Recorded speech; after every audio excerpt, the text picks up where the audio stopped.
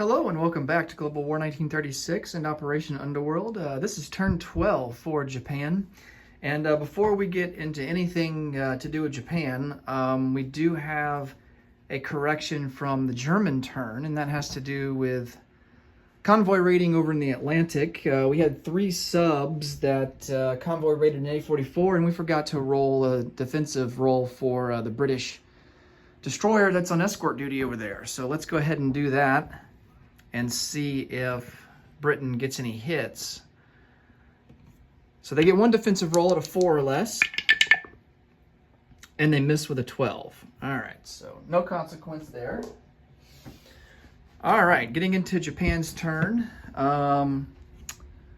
We have 3 tech rolls. We're gonna go for radar. That's a new tech that we're putting on a board. And improved construction, we're at stage 3 for that, so looking to complete it. And then large ship construction, and we're at stage 1 for that one. For purchases, we're going to complete construction of a battleship and a fleet carrier. That's going to cost a total of 11. For $3, going to purchase an infantry for Rihi. For $15, 5 infantry that go into Kyushu. $9 for 3 infantry that's going to go into Honshu. And then also to fill out our newly constructed carrier, we're going to buy a fighter and a tactical bomber, and that's going to cost $21. And then we have $5 we have to account for convoy raiding. All right, let's see if we can complete the improved construction tech. All right, let's see here. That's a 9 on radar. So we hit on radar and we missed on these other 2. We needed an 8 for this one. That was large ship construction. So we move up to stage 1 for radar.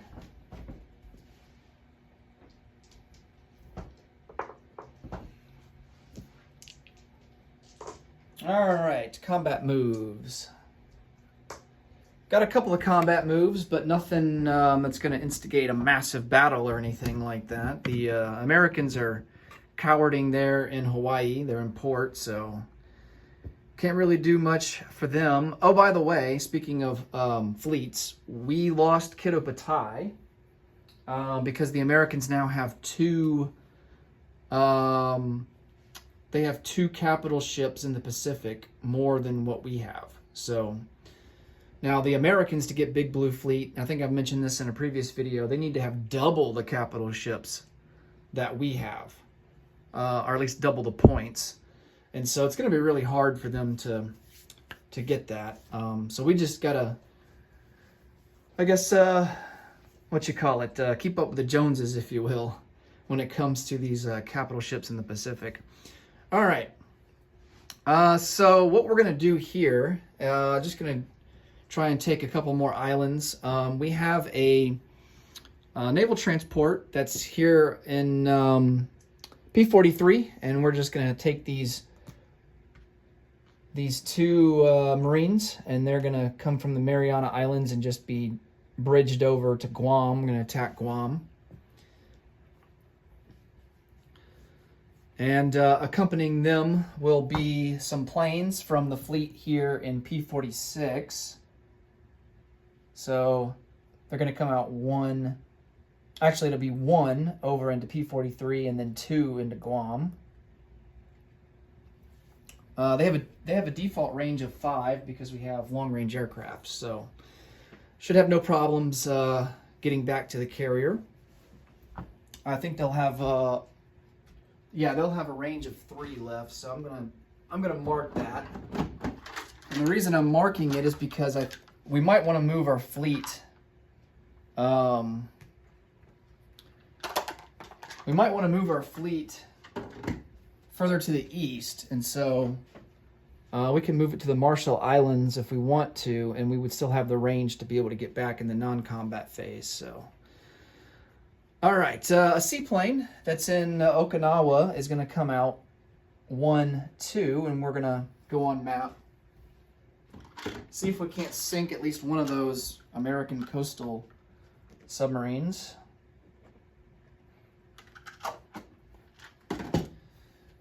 Let's see. We've got some Marines here in the Solomon Islands. Let's board them up on this naval transport, bring them over, and let's try to take the Marshall... Well, we can take the Marshall Islands back with no contest. There's nobody there, so we take that for free. That's worth $1. So our base will move up to 51, and the Americans will go down to a base of 62. Let's see what else.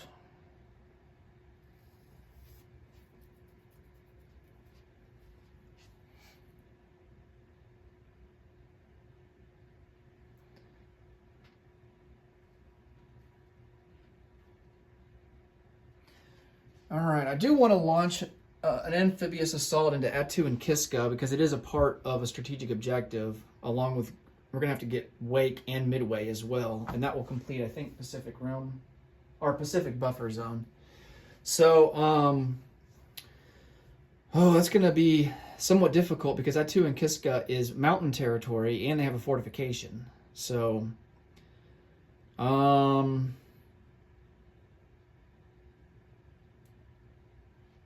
let's see what we can do.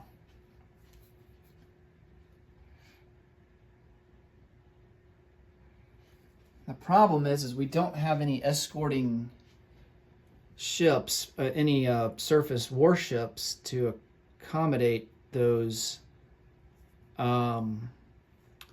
ships. And if our attack naval transports leave port, they could be attacked by those coastal submarines, unless if we use strategic naval movement. So those guys are stuck there otherwise. One.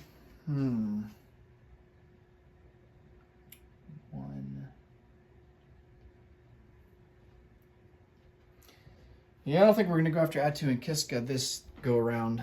I think that's going to have to wait.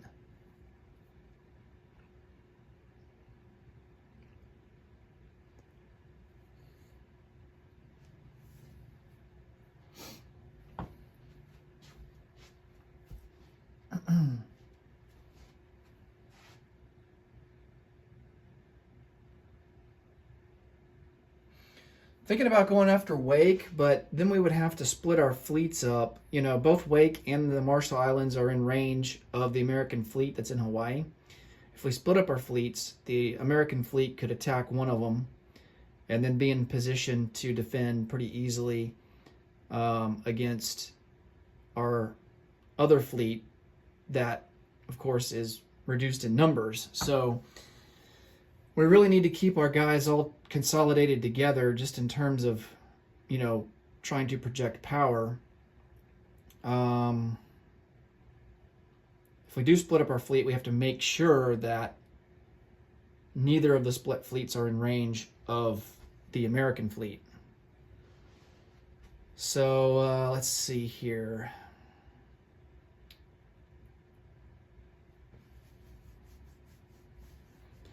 I'm trying to think how we could use our Marines there in the Caroline Islands. We could go after New Britain. That's down here. That would give us a major port to operate from. Not that it's significantly needed, because we do have a major port in the Caroline Islands, and we also have this major port down in Samoa.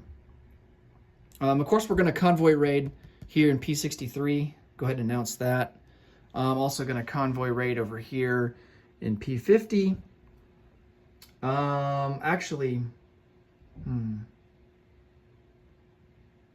Yeah, we can convoy raid here in P50 to try and maximize, you know, if we land a strike, they have to account for 1 IPP loss on the Far East Command line, which would force them to also have to lose 1 on the British line over here as well. So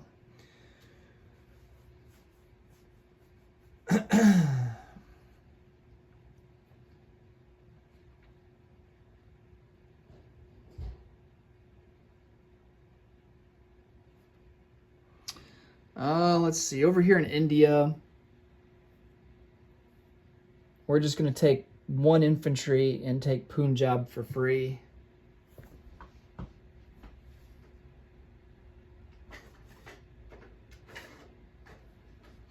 and it's not worth anything. I'll remove a chip and then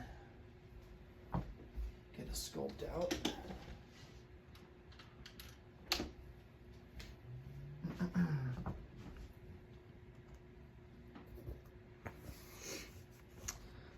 No offensive operations in China. We're just kind of holding on for dear life over there for now. That's why we're producing a lot of infantry this time around, so that we can reinforce China. Let's see, what else?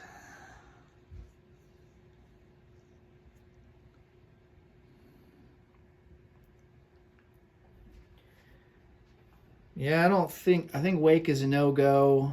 Definitely can't go after Midway. That's not even in range.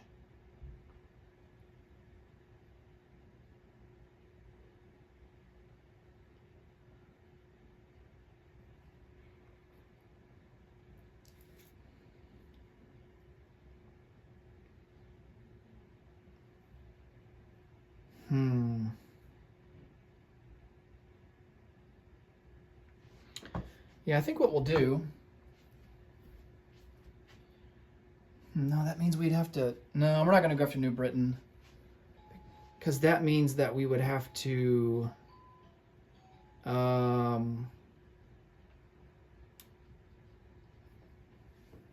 means we would have to detach some destroyers, because we don't have any troop transports in the fleet there in P-46.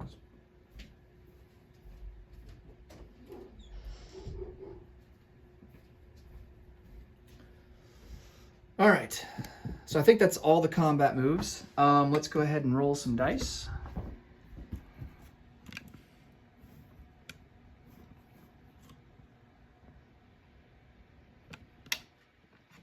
All right, we'll start with the convoy rating. So we have a fleet submarine that's in P-63 on the Anzac line. We'll roll for that one first. So the fleet sub gets us +2. And we have no other bonuses. The British, they get a bonus of +2 on the defense because they have radar and long-range aircraft. So it's all even Stevens. And we don't succeed at all with that one. All right, the coastal sub and P-50. So the British here are going to be +1. And we fail there. And then the other coastal sub, we fail there as well. So that would be, what, 6-3. Okay.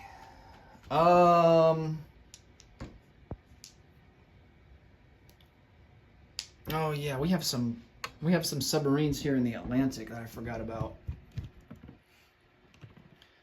Okay, so this guy here, that's off Cape Town, we're just going to bring him up. Well, this line right here is already maxed.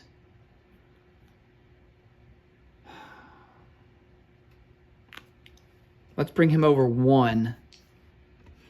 So he's going to come over 1 over here. We're going to try to go after that line. And then the sub that's way over here on the American line,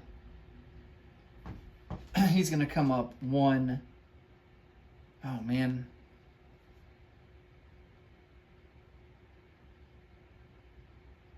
Yeah, he's going to come up 1, 2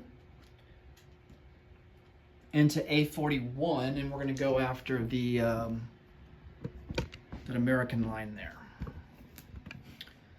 Okay. So we have fleet sub +2, and the British get +2. So this is rolling for, let's see, convoy rating in I1. Oh, nice. We do get 1 damage. All right. So we will mark that.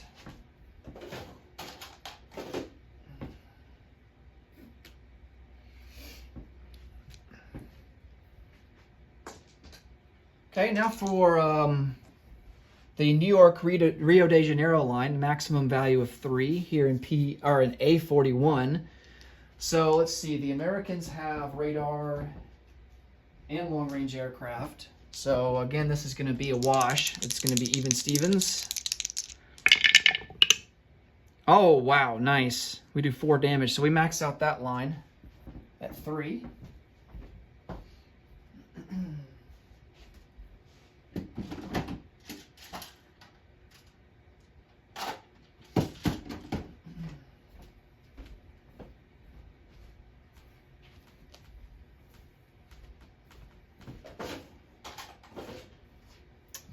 Okay. Now let's roll for, let's see. Let's resolve Guam.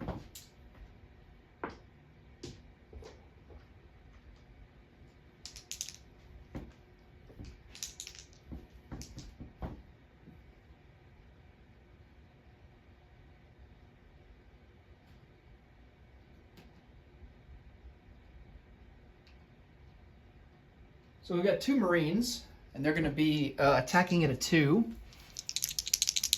No terrain penalties here. Both misses. And then we have a fighter at a 6. There's our hit.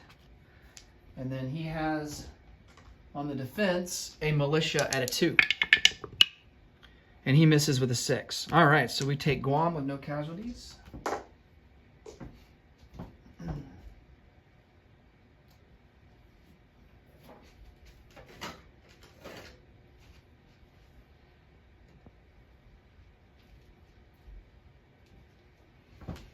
Okay, now for, I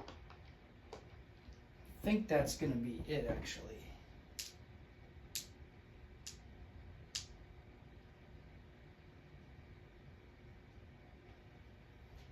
Yep. I believe that's all the combats. All right, let's go over to non-combat now. So here in India, we're going to take 3 Marines, and they're going to come down from Delhi to Monastrasta. Likewise, will be a medium armor from southern India. Then we're going to take 3 infantry from Benares, and they'll go down to southern India, as will these 2 artillery units. And then we're going to take, I've changed my mind. I'm going to actually rail one of these infantry all the way to Anatonkin. How many rails do I get? I think I get 2 because I have a strategic objective completed. Let me double check that.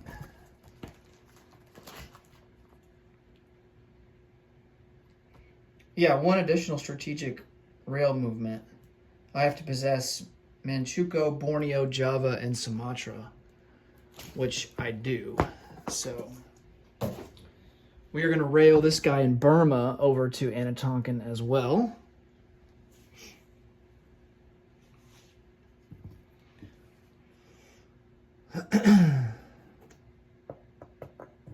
Alrighty.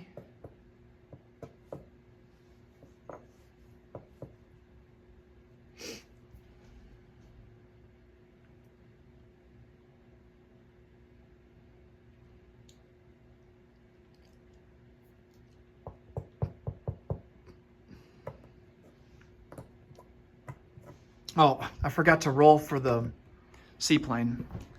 We can do that real quick. All right, so the seaplane's at 3, and the subs, of course, they can't retaliate. Oh, nice, we got a hit. All right, so one of the American coastal subs is down.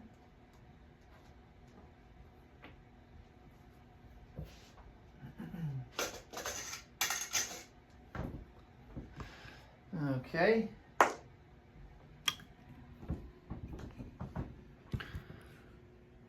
All right, back to non-combat. So we're going to take the main fleet here in P-46. He's going to come up 1 into P-47. And then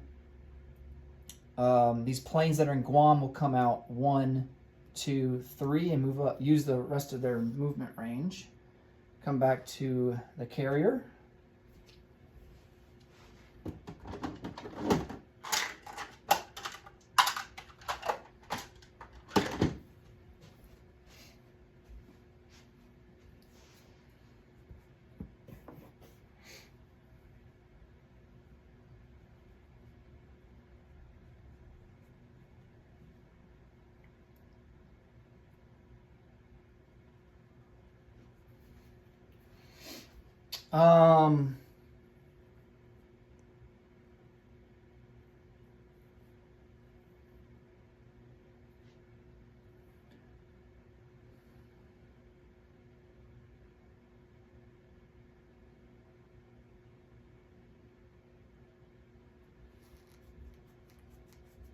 Let's see.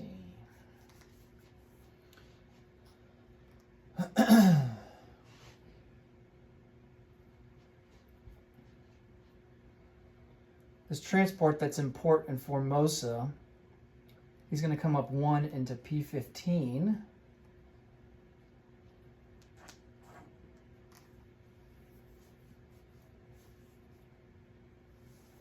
And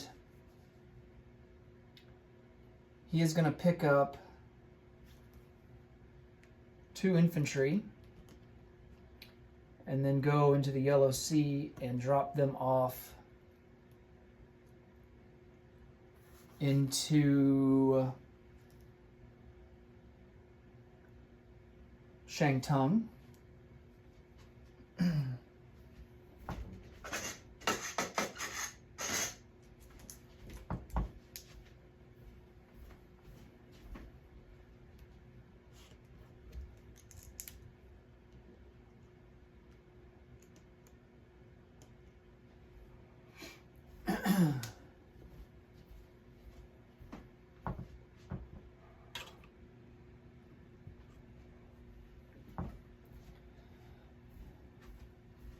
We have 2 more naval transports here in the Yellow Sea. They're going to come over to the Sea of Japan. 1 transport will pick up an infantry and an artillery. And drop them off into Shantung.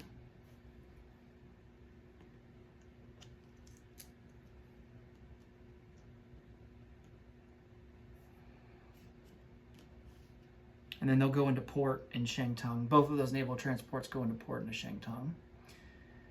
The other guy is going to pick up 2 Mountain. And we're going to deliver them down into Hunan.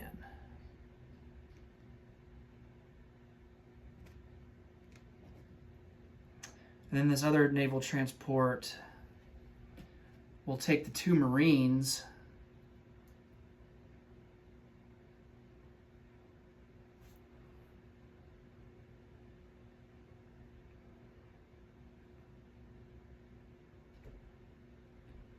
and we're going to deliver them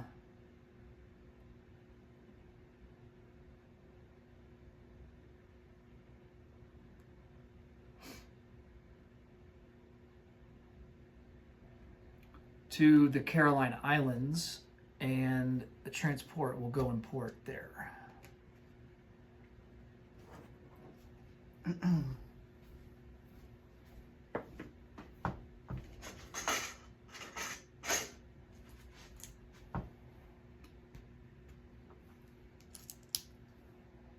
Oh, oops. That is Guam, not the Carolina Islands.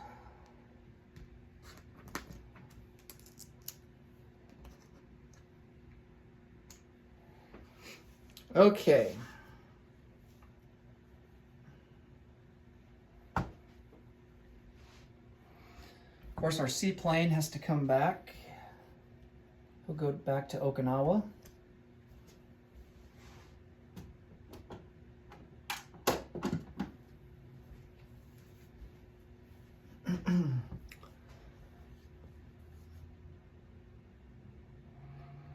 I don't think that naval transport can go into port in P-32, which makes him vulnerable to that British coastal sub. Let's change up our move here and put these mountain infantry instead into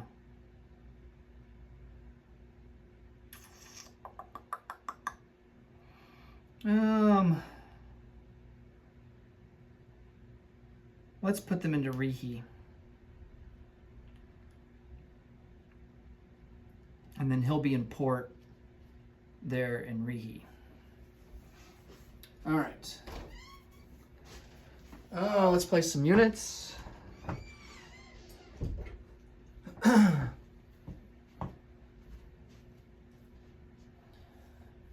Battleship and a fleet carrier will be produced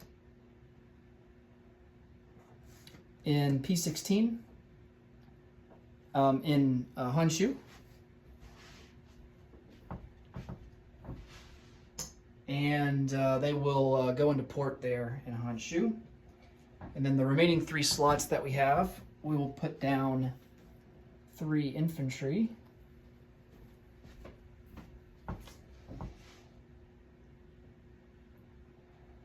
Five infantry will go into Kyushu.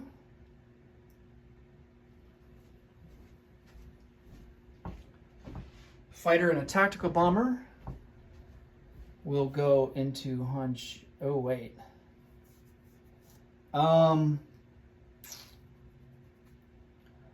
Fighter and the tactical bomber, we're actually going to put them in Tokyo.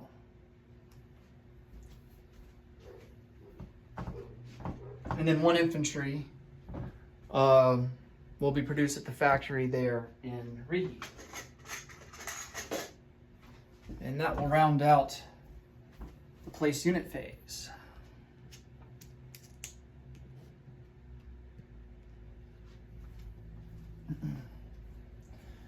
All right, let's check our income here. I don't think any strategic objectives have changed. So the Axis are sitting at 1, 2, 3, 4, 5, 6, 7, 8, 9, 10.